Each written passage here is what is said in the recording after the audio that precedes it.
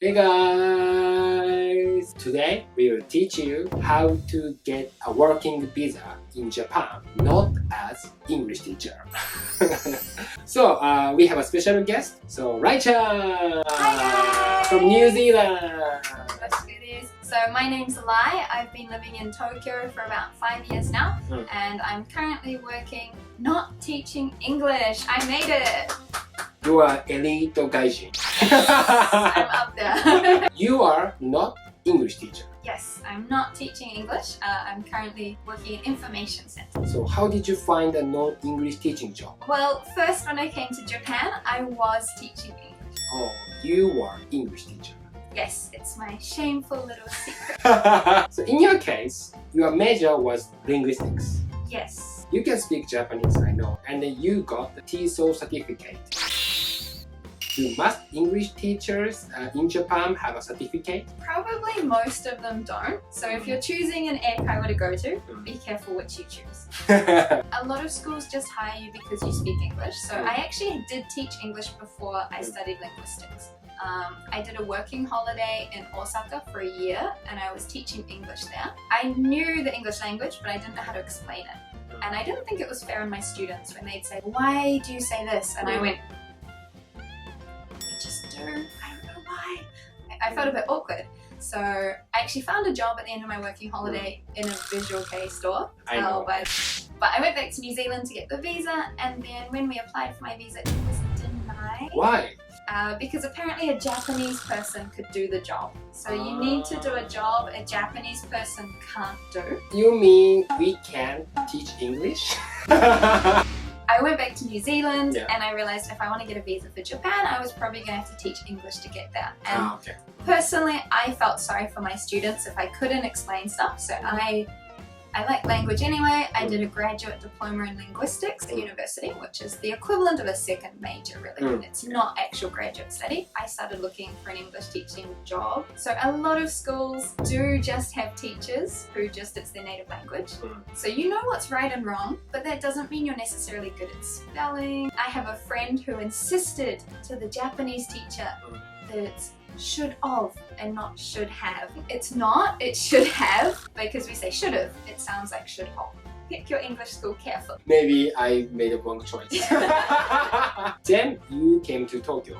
How did you find your English teaching job? Actually, I first came to Hiroshima. Tokyo is quite hard to get an English teaching job straight off. A lot of foreigners want to live in Tokyo. So I used a website, I think I used a website called Gaijinpot. Gaijinpot. Gaijinpot. That's my favorite website, just for gaijin. So it's sort of like a base where they have jobs on there, they have a blog, things like that. And there's a lot of standard entry-level jobs. So there are other websites like Cross Language or Daijob. Daijob in Japanese means don't worry. So those ones have slightly more higher level jobs. So it's usually if you're fully bilingual and you can be like an area manager for something, which I'm not that high level yet. So I tend to still just use Gaijinpot. I think most of foreign people who want to come to Japan should check Gaijinpot. Daijob is not Daijob. Anyway, so I found a job through Gaijinpot. I had a Skype interview. Oh, Skype interview. You didn't need to come to Japan. No. So a lot of, on Gaijinpot, there's actually an option under advanced search and you can say like applications overseas accepted or something like that. And only jobs will come up that allow you to apply from your own country. I applied to a couple, had a few Skype interviews. Afterwards, you have to get what's called a certificate of eligibility, which is basically the country saying you're allowed to come to Japan. So you got a job in Hiroshima. Usually, I think English teacher get 1 year visa. How was your case? So I was really lucky in that from the very beginning, my contract was 1.5 years. So it means I got a 1 year visa and I worked a year. And then I got a half a year contract left, but I got a 1 year visa for the second that's half. good. It gave me 6 months at the end, so I could come to Tokyo and job hunt. This is quite rare. Most places will give you a 1 year contract and it'll coincide with your 1 year visa. So as you get to the end of the year, you don't have much time to look for a new job. Then, what did you do? I came to Tokyo. Admittedly, I wasted a couple of months because I was living really close to Kabukicho.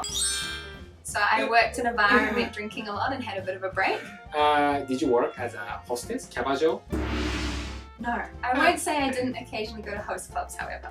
But yeah, so after a couple of months, I started looking for a job, and actually I ended up getting a job through what's called Hakken Gaisha. In English, it would probably be like a temp agency. Instead of just doing short-term jobs, basically they offer you all these jobs you can apply for. You apply for which ones you're interested in, and if you get a job with a company, then you get the contract.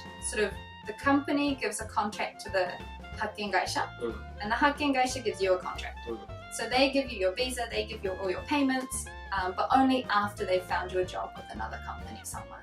You mean like you use temp company and then you found your new job? Yeah, so I found a job in an information center. So the place I went to, the temp agency I went through was called Yamagata Inte, and it's very much jobs that are bilingual. A lot of their jobs are either a translator or staff in a clothing store, so you can speak English and Japanese depending which customers come. Like mine was also, as well as doing general guidance in English and Japanese, it was also doing tours in English. How long it took to get a job? I think probably like a month or two. I have found in Japan, they often don't, like if you apply for a job, they're not like, you can start in 3 months' time. Often jobs want you instantly. So you'll find as you're applying for jobs, companies will be like, we'll get back to you in like a week or two. It's really, really fast. But they have something that's called a trial period. So you work for 3 months before they'll sponsor you. Probably because a lot of people apply for a visa through a company and then quit their job. I think that's the best way. Technically true. It does mean it's getting harder to get a visa from overseas because companies expect you to quit. If you're wanting to get a non-English teaching job, I would suggest like work a year, apply for another contract there, and work at least like 7 months. So they've got a reason to give you the visa. And then after 7, you can sort of do a trial period somewhere. And then you've still got a little bit of time left. So if the trial doesn't go well and you don't get the job, you can still apply for English teaching somewhere. But I mean, I feel bad just quitting straight after a contract. Now you are working at the information center. What is your like a contract? So I'm actually only a part-time worker. Yeah, I'm doing that in Same as me. I thought you were called what's in Japanese? Ni. So I say comedian, but people call me employee. What I found in Japan that I found weird is I can work 5 days a week and I'm still considered part-time. Difference isn't the hours you're working, it's the type of contract you're on. And if I become a full-time like seishain, then I can't do any other jobs. And currently I do private tours on the side, like with other companies, and I do stuff like occasionally I try and be a comedian. I told my manager I want to stay as part-time. So I still work 4 to 5 days a week. It's enough to get me a visa. But contract-wise, it means I can do other jobs and I just miss out on some of that. I don't get health insurance and stuff like that. In your case, you chose to work as a part-time job because you want to get money as a comedian. I don't think I'll ever get money as a comedian. Recently, some foreigners like you, they want to work here in Japan, but they don't like to teach English. Do you have any tips for them? One would be learn Japanese, because most jobs want you to be at least bilingual. If you don't learn Japanese, I would suggest learn computers, because a lot of the computing jobs, if you go through Gaijinpot, they all want like front-end engineer, back-end engineer, other jobs, I don't know what they mean, but a lot of computing jobs you don't have to speak Japanese, you can just speak English.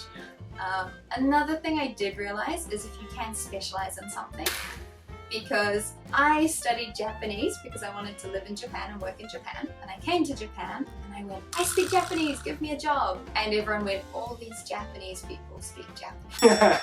What else can you do? And the only other thing I could do was speak English. If you can specialize in something else, like if you love history, you can study history, go into doing tours. So honestly, computers looks like it pays really well as well. There's a lot of people making cell phone games at the moment.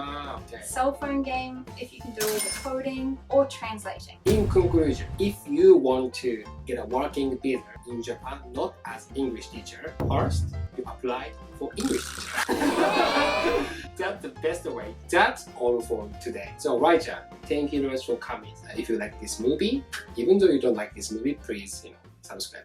I have like one video on it I did ages ago with really bad lighting, so I'll put some new stuff up there. Yeah. So okay, so see you next time. Bye bye. Bye.